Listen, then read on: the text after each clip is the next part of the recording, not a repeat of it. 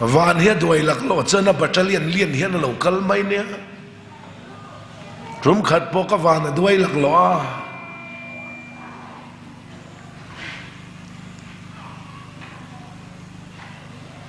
Christmas a tan ti in tu nang chovela bar tha chovela broiler no te kala som ni vel ada na ka siam chungin ka faten tuen lo chen tin an thi phia mi vokte ka ba ala thi zu ya thi tu ka man min lo ching le ro ra ka chua ka kut zung pui tin tla lo khopin ka chu kan na tilu tuk thau khan perek kan rap le ka perek rap na tilu tuk kading in leilon kan tong mai chun nok van hi aduai lak lo chuan a battalion hian a lo kala chung ko khosak te a har lak lo chuan a battalion hian har sat na hi lo kala mang an na cho le he om na tui pe cheu ma se in veng tu chu mu hil lawati pathian fakin am lo se van hi aduai lak lo chuan ram nuaya tumbu khai leng mai mai po hi kitila tluk pa hian a tumbu hin vom bo huming upon papakhat harsan soi tak tak mai chun re theo an harsa omasin sazu pon an bu zema ei tur mulo sazu po hian a khela beng tak mewati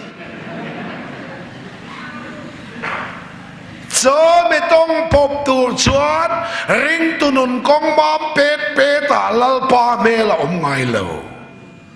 harsan ruama zel khiat chian le zual na hin hom chi zanina ti hian kan soyanga pathian min mangai na chu ro pui lam pui vut vut thamani ma se pathian mangai na chu kan mangai let vem ti ha poi bon e ti tel lo chandam na chol to ti ve ngai china mu thutlat te kai harnan he kan soi te ang chandam na chon kan ti pakhat ma tel lo fa chandam kan ni to nuwa chon kan ti tu le ti lo tu li pathian thua khata chuta ti tur le ti lo tur min thok tu hilal pani